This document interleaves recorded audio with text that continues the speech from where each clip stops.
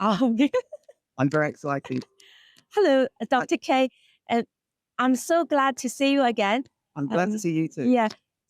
Last week I was here for 3 days. I saw you. Did you? With when Louis from Free China came down. Yeah. I saw the live stream and I saw the security come over, giving Yeah. you a little bit of hassle. He actually got quite a few views to that on the Free China YouTube channel. I saw Louis. Yeah. So So I was watching. during that the last 3 days, during that time, I met so many people from Hong Kong, from Taiwan, and from the new federal state of China. Yes. They all came here to see you. I know you were busy, so they didn't have a chance, but they were not as lucky as I am. So I know. I wonder, how does that make you feel? And what do you think about these people to come to see you? And so what does that mean to you? Yeah, I mean, I think it's a great honor. I mean, I don't think I'm worthy for anyone to show up to see me, you know. I mean, I'm just irrelevant. But the fact that people, I think, come up to see, it's more to see the piano as a symbol of freedom, because I know many people have experienced oppression by the CCP. And I think it was just the incident at the piano with the Little Pinks was a kind of little metaphor for the repression that people have experienced with their families in China. And so I think the piano has become this symbol of defiance. It's somewhere where people can congregate, because where else in London would you meet unless you go outside the Chinese embassy or something? So it's a kind of neutral territory that people can use music and the arts to express their defiance against the CCP. So I certainly I want to get myself out of the picture. I don't feel I'm anything. It's more just what it symbolizes, really. Yeah. And so, I'm from the new federal state of Yes. China, and you still can talk to us. Yes, And of course. So why can you do that? Well, because I mean, I don't know much. I've been learning so much about Chinese politics really within the past 2 weeks. I'm a complete newbie when it comes to the CCP, and so I've learned a lot. I've particularly learned a lot from the Taiwanese, and from other people who have emailed me about the history of China. So for me, anyone who opposes the CCP, I've got my thumbs up. You know, I mean, I'm not a politician, so I don't know the ins and outs of your organization. I don't know the ins and outs of other. I'm not a politician. All I know is that I'm against authoritarianism, and I'm just against what I experienced at the piano. So for anyone who's opposing that kind of authoritarianism, I would naturally support it. Yeah, that's why I initially said. Absolutely. So, Yeah. So as I said, I don't know about your organization, but if you oppose the CCP, there must be something good about it. Yeah, we are actually enemy number one of Number one the enemy. CCP. Yeah. Okay, well, that's good. That's good to know. Yeah. That's good Yeah. to know. So our goal is to take down the CCP. So, Well, I yeah. think so. And I was listening to the question that Free China asked you, how are you going to beat down the CCP? And Yeah. the answer is a little bit at a time. A Yeah. little bit at a time. It's a huge goal. You know, a journey of 1,000 miles starts with one step. Yeah. And so you chip away a little bit at a time. So, you know, for example, the CCP are huge in propaganda, you know, and the brainwashing of the Little Pinks. I've had quite a lot of abusive direct messages on Instagram from Little Pinks.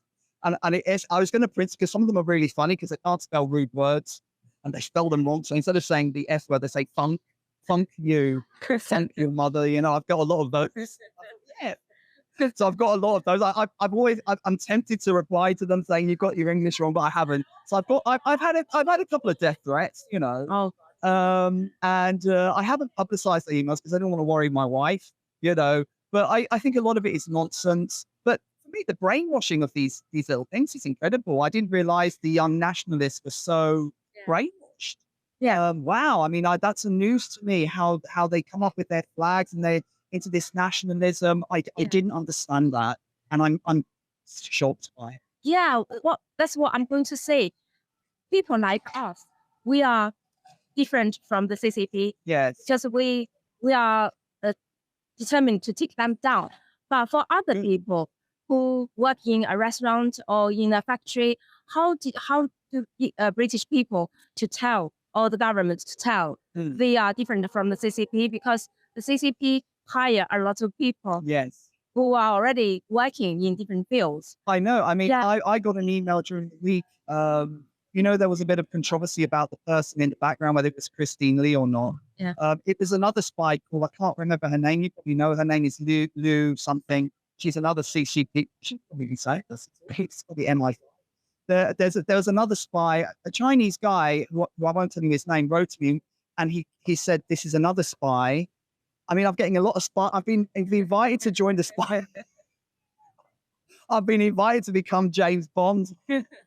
Right. So I've had more information about serious influences over here. Yeah. And I didn't realize how big it was. So it seems to me that China is playing the long game, that they want it's a long-term influence that they want to do. So they want to get involved with politicians who may become prime minister.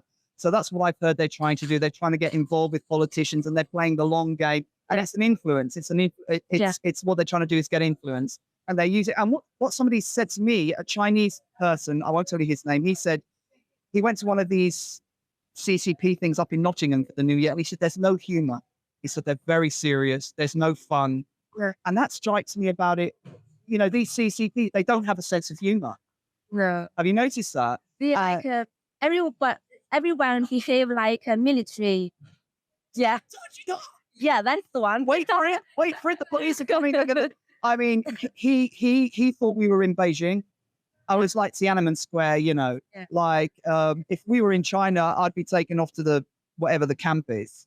Yeah. And I think he was trying to, it just shocked me that they were trying to impose Chinese law in London. And I think some of the Hong Kong people would call this transnational repression. And there's much more I could have said to them. For example, those cards that they were waving around, those yellow cards, they were all in Chinese. They were anti-disclosure laws, Chinese laws, and no one had signed them. No one had, and they were just waving them around. So they came to London and they wanted to make the spot by the piano, a little Beijing. Yeah. And so this transnational repression, how they try and threaten the Chinese community, over how their reach is very far.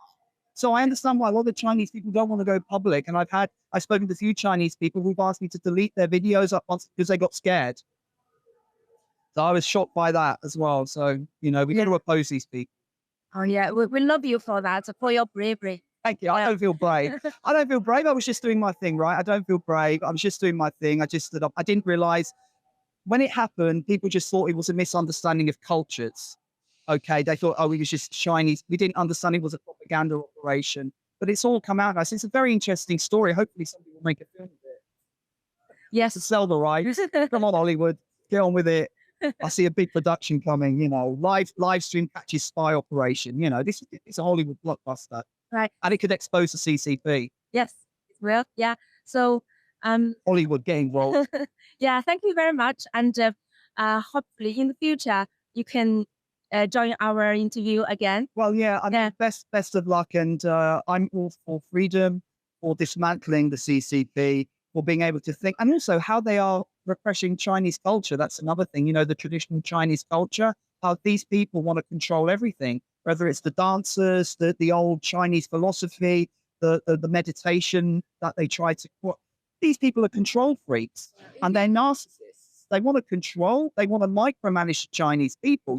It's an anti-human system, right? True. It's an anti-human system, and music and the arts, which is where I'm coming from, threatens them because they can't control it. Like Name We from Taiwan has been banned. Lots of other artists have been banned because they want to control everything. People who are insecure, they were so secure, they wouldn't be trying to brainwash people and control them. So these people are insecure. And I think you dismantle the CCP bit by bit, and often using the arts and humor and sarcasm and taking the mick out of people helps to do it. So, let's keep going. Let's use the arts to express ourselves and to get rid of these authoritarian regimes. Thank you so much. God bless. Take care.